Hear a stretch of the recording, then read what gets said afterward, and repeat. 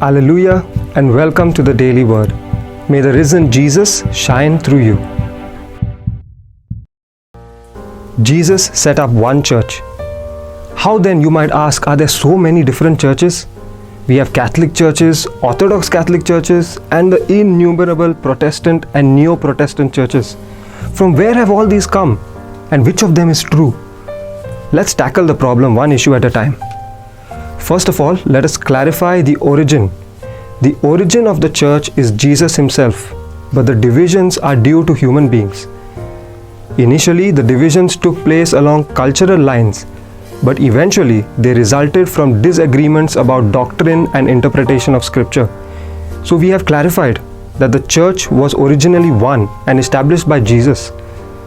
Later, developments and divisions were brought about by human beings themselves.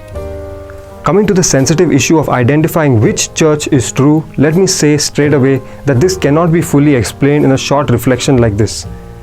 Volumes have been written on this topic, and people have committed years of their life to investigating the issue.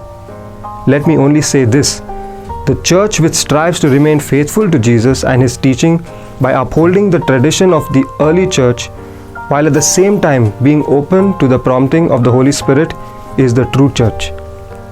In the Creed we profess proudly every Sunday, I believe in one holy, Catholic and Apostolic Church. In this statement itself, we are declaring our commitment to the true church. It might seem biased, but it is true that the true church is the Catholic Church because it fulfills all the criteria.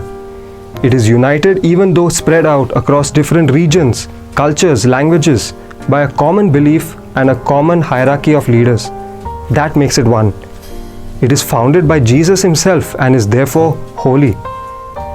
It is open to all people irrespective of race, gender or class and offers each one access to the good news.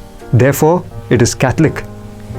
And finally, it rests on the tradition handed down by the apostles and follows the cultic practices and doctrine taught by the apostles. Therefore, it is apostolic. This does not mean that other churches are all false and useless. It simply means that they are inadequate in their doctrine and belief.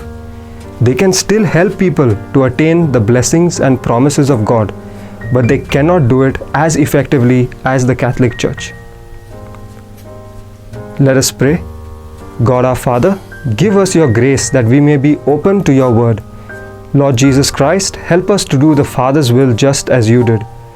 Holy Spirit, be our comforter and counselor and lead us on our way. Amen. Thank you for joining us on the Daily Word. Until next time, be cheerful, be holy.